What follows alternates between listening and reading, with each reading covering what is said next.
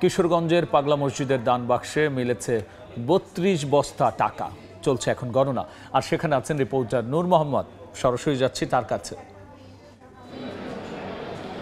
সকাল থেকেই চলছে কিশোরগঞ্জের ঐতিহাসিক পাগলা মসজিদের টাকা গণনা।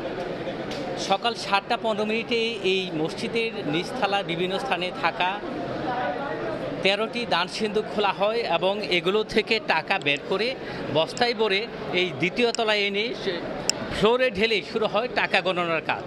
সেই থেকে ঘণ্টাখানেক আগে, ১ ঘন্টা আগেই, ১ ঘন্টা পরে এখানে এসে টাকা গণনার কাজ শুরু হয়েছে। আর এই যে আমরা দেখতে পাচ্ছি যে বিশাল কর্মযজ্ঞ টাকা গণনায় কয়েকশো মানুষ অংশ নিয়েছেন।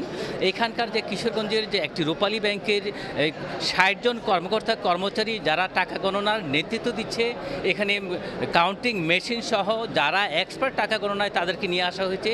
এছাড়া শহরের যে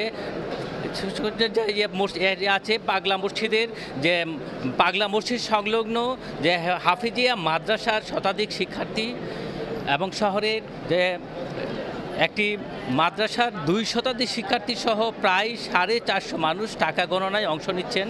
আর প্রশাসনের তত্ত্বাবধানে কিশোরগঞ্জের জেলা প্রশাসক, যিনি পদাধিকার বলে এই মসজিদ পরিচালনা কমিটির সভাপতি, তার নেতৃত্বে চলছে টাকা গণনা। তিনি তদারকি করছেন এবং টাকা গণনাকে কেন্দ্র করে আইনশৃঙ্খলা পরিস্থিতি সবশেষ যে পুলিশ, সেনাবাহিনী, আনসার বিডিবি সহ নিশ্চিদ্র নিরাপত্তা বলয় গড়ে তোলা হয়েছে এবং পুলিশের যিনি এসপি আছেন হাসান মাহমুদ সহ পুলিশ সুপার এবং জেলা